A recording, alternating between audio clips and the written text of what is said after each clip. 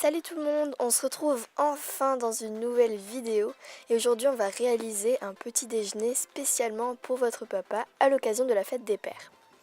Alors pour le plateau on commence par prendre des petits bâtonnets, des petites touillettes à café quoi, que l'on vient couper en deux. J'ai d'abord utilisé mon scalpel, mais en fait je me suis vite rendu compte que j'avais une pince coupante et que donc c'était beaucoup plus pratique de le faire à la pince coupante. Enfin bref.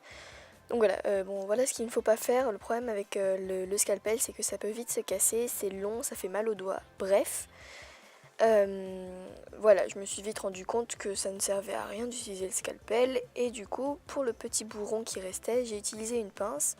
Ça faisait exactement le même effet en 1 seconde 30. Bref, j'aime bien faire compliqué. Je prends ensuite un pistolet à colle que j'ai chauffer longtemps pour que la colle soit vraiment très liquide et très chaude pour qu'elle ne sèche pas trop vite. Et je viens coller tout simplement les bâtonnets ensemble. J'ai décidé d'en accoler 5. Donc voilà, c'est très facile à faire. Faites bien attention à vos doigts quand même parce que c'est extrêmement chaud. J'ai pas très envie d'être la cause de brûlures accidentelles. Enfin bref. Et donc je viens couper à l'aide de ma pince le petit restant si jamais il y a restant. Ça ne veut rien dire ce que je dis, mais c'est pas grave. Alors, je viens ensuite mélanger du chocolat et du caramel pour faire des petites nuances de café. Et je viens mettre ça dans une tasse en porcelaine. Vous pouvez évidemment très bien réaliser votre tasse vous-même. Moi, je ne l'ai pas fait. Voilà, j'avais juste pas envie. Je trouvais que ça faisait plus joli, plus naturel. Bref, et je viens ensuite dessiner une spirale à l'aide d'un dotting tool très petit pour faire un peu le cappuccino avec du lait. Bref, je prépare un peu le terrain, si on peut dire. Je prends ensuite encore du chocolat et je viens remettre sur les reliefs pour accentuer cet effet, encore une fois.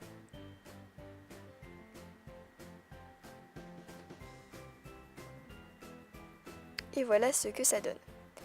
Alors ensuite, je viens prendre, pour faire l'effet du lait, du blanc, tout simplement.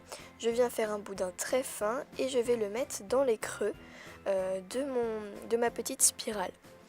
Quand je viendrai estomper, à la base, en fait, je voulais juste faire une spirale. Et finalement, quand je suis venue estomper, j'ai vu que ça formait un cœur. C'était pas du tout voulu à la base.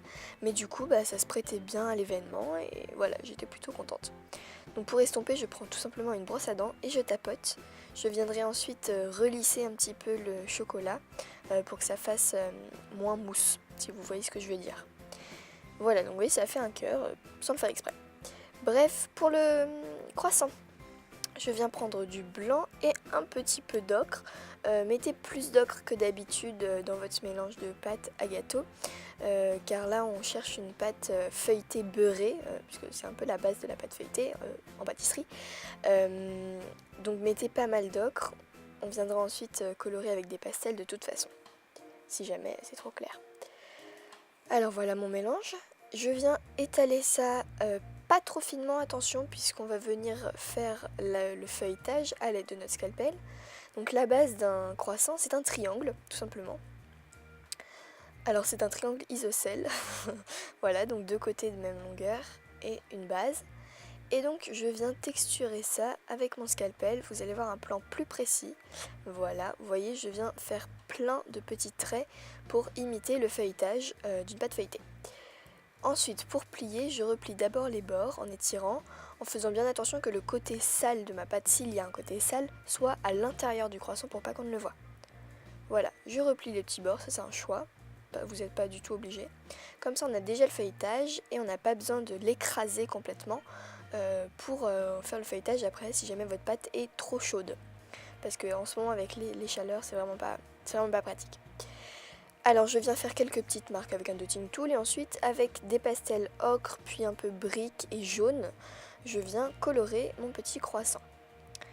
Voilà ce que ça donne. J'espère que cette vidéo vous aura plu et je vous retrouve normalement, si jamais j'ai pas de problème, la semaine prochaine pour une nouvelle vidéo. Salut!